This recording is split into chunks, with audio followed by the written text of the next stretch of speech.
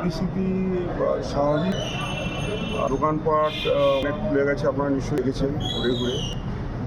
একটা গুজব ছড়াচ্ছে, সেটা হচ্ছে যে 5 নম্বর ওয়ার্ডে একটা দোকানে আগুন ধরিয়ে দিয়েছে কেউ বা কারা। সম্পূর্ণ এটা মিথ্যা কথা। কারণ হচ্ছে দোকানের শাটার ডাউন ছিল, চতুর্দিকে বন্ধ ছিল। আমার 3টে টিম ভেরিফাই করেছে। শাটারের নিচে দিয়ে যখন ধোঁয়া দেখা যাচ্ছিল সেই সময় ওটা যে মালিক সে খোলে। তারপরে পুলিশের টিম আমার কাছেই ছিল, ওরা গিয়ে প্রথমে আর কিছু পাবলিক যেভাবে আগুনটা নেবে।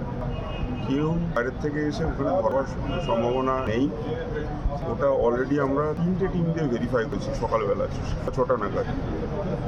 তো আমি অনুরোধ করবো যারা এরকম জব ছড়াচ্ছেন তারা গুজব কান দেবেন না। গুজব ছড়িয়ে উত্তপ্ত করবেন না। এখনো পর্যন্ত গ্রেপ্তার কতজন হয়েছে? গতকাল সুতি এবং শামশেরগঞ্জ থানায় মিলিয়ে 22 জনকে গ্রেফতার করা হয়েছে। আর যে দুজন কালু নাদাব এবং তার দিলার নাদাব দাদা, তারা কি বাংলাদেশ চলে যাওয়ার কোনো সম্ভাবনা, বাংলাদেশ চলে যেতে এরকম কোনো সম্ভাবনা কি দেখছেন আপনারা? যে দুজন গ্রেপ্তার হয়েছে, হ্যাঁ, সেটা সম্ভাবনা তো পেয়ে যায়। এটা এখন কনক্লুসিভলি বলা যাবে না, আমরা ইনভেস্টিগেশন চলছে।